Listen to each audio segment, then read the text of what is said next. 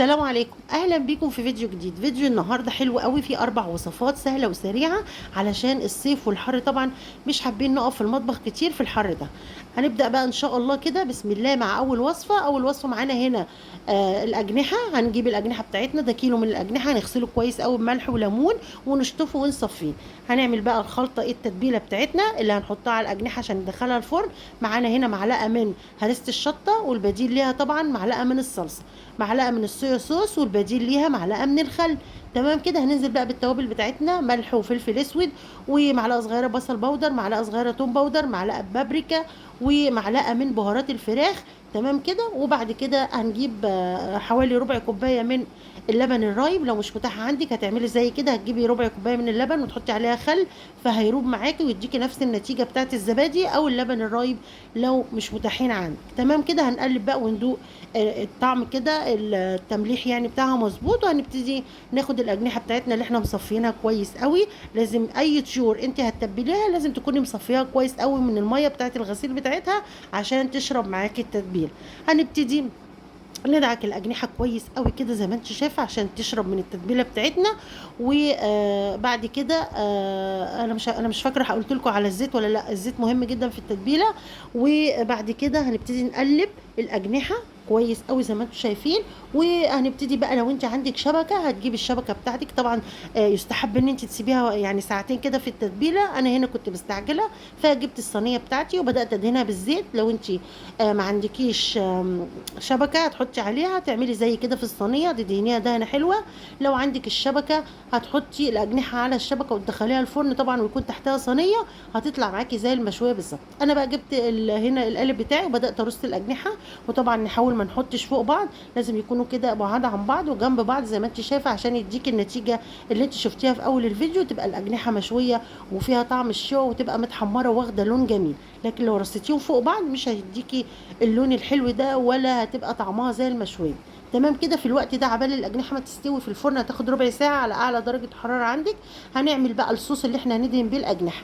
عندنا هنا معلقتين كبار من الكاتشب، عليهم معلقه من الصويا صوص، ومعلقتين من الزيت. تمام. لو انت ما عندكيش كاتشب هتحطي بدلهم معلقه صلصه، وعليهم معلقه صغيره من السكر، وتقلبيهم كويس قوي، وعليهم معلقه من الزيت.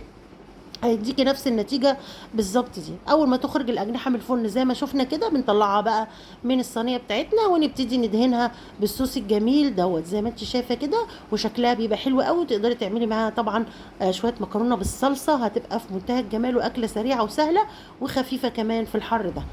نخش بقى على الوصفة التانية. معانا هنا هنعمل شكشوكة بطريقة سهلة جدا وطريقة جميلة جدا جدا.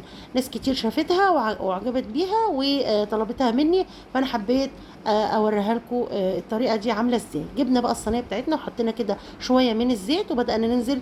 خرجنا كده بصلايه صغيره وكمان قرن من الفلفل الرومي، ولو حابه تحطي بقى قرن حامي هتحطي طبعا. بعد كده نزلنا بالتوابل، ملح وفلفل وكمون وبابريكا زي ما انتم شايفين كده. وما تنسوش بقى طبعا رشه السكر. بعد كده نزلنا بطماطميتين متقطعين زي ما انتم شايفين كده، اي حجم بقى لان احنا هنسيبها بعد كده تدبل شويه. وبننزل بمعلقه من الصلصه ونبتدي نقلب كل المكونات دي كده مع بعض. ونسيبها بقى ونغطيها ونسيبها ايه لما يعني الخضار ده يدبل شويه كده ويبتدي يدينا صوص حلو كده زي ما انتم شايفين. هنبتدي بقى نوسع كده زي ما انتم شايفين، ونبتدي نكسر البيض ونحطه علشان يدينا شكل حلو كده، شكل العيون. وهوريكم هيبقى عامل ازاي. نبتدي بقى كده نوسع الخضار ونبتدي ننزل بالبيض واحده واحده. وطبعا مش هنقلبه ولا حاجه. دي طريقه حلوه قوي وجميله، وانا بصراحه بفضل الطريقه دي في الشكشوكه. مش بحب اللي هي متقلبه دي، بحس ان هي ايه بيض بالقوطه يعني مش مختلف. لكن ديت بتديني شكل حلو كده وبيبقى جميله قوي وبيبقى البيض متماسك. وتقدري بقى توزعي كل واحد ياخد البيض يعني النايب بتاعه اللي هو عايزه.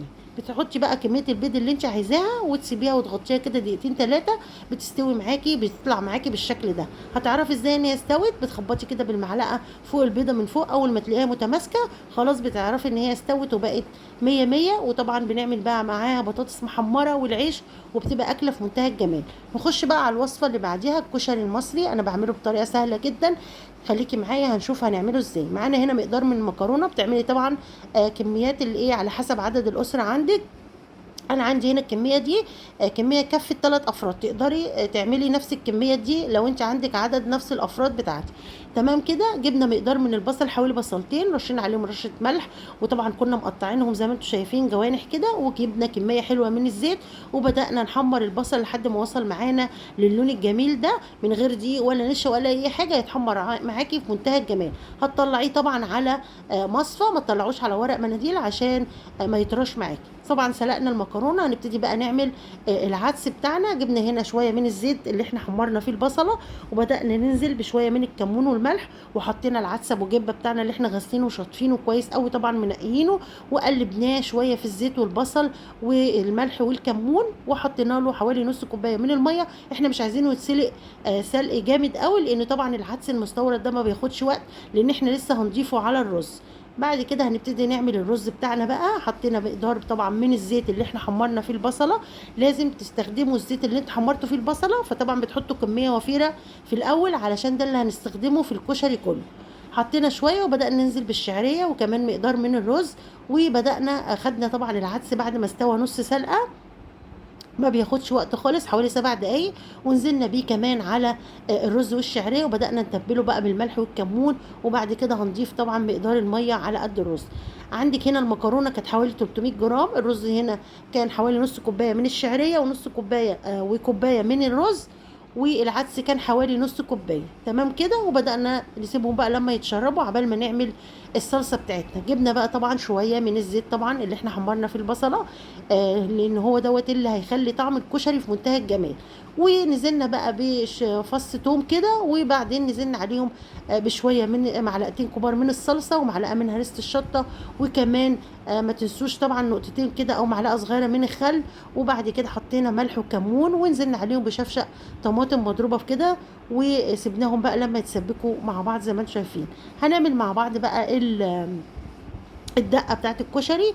جبنا شويه طبعا اخر حاجه خالص في الزيت بتاع البصل، وبدانا ننزل بفص من الثوم المهروس، ولما يتحمر نزلنا عليه بمعلقه من الخل وشويه من الكمون والملح وشويه ميه، وبعد كده عصرنا عليه ليمونه، وبقت معانا الدقه في منتهى الجمال. وادي الكشري بتاعنا زي ما انتم شايفين استوى خلاص الرز والعدس. طبعا دي اسهل طريقه واحلى طريقه، وطعم الرز بيبقى جميل قوي لان هو متشرب مع العدس، والعدس بيديله طعم حلو قوي. زي ما انتم شايفين كده حطينا مقدار من الرز وشويه من المكرونه، والمكرونه طبعا ما تنسوش تحطوا عليها شويه من الزيت اللي احنا حمرنا فيه البصله عشان يخليها كده متفرفطه من بعض، ما تبقاش لازقه في بعض ولا معجنه. تمام. الصلصه بتاعتنا استوت، وادي البصل اللي هو الورد زي ما انتم شايفين عامل ازاي مقرمش وفي منتهى الجمال. ويا رب الطريقه بتاعتي تكون عجبتكم، والف هنا وشفا. نخش بقى على اخر وصفه معانا هنا. هنعمل مسقعه باللحمه المفرومه. عايزه اقول لك ان انا مستخدمه حوالي اقل من ربع كيلو من اللحمه المفرومه في الوصفه دي. جبت نص كيلو من البتنجان وقشرته، حطيت عليه شويه من الملح عشان ينزل الميه اللي فيه، وحمرته طبعا. وبدات اعمل الصلصه بتاعتي، شويه من الزيت على فص ثوم كده، وبعد كده نزلت بمعلقه من الصلصه ومعلقه من السكر طبعا ما تنسوش، والتوابل بتاعتي. ونزلنا بمقدار كده من اللحمه المفرومه حوالي 8 كيلو، يعني هو كان ربع كيلو استخدمت منه شويه، والباقي سبته اعمل بيه المسقعه. ونزلت عليهم بالطماطم والصلصه، ولما اتسبكت نزلت بالبتنجان والبطاطس اللي انا كنت محمراهم، وبقوا معايا بالشكل ده. يا رب الوصفات تكون عجبتكم، واشوفكم على خير فيديوهات جايه كتير. مع السلامه.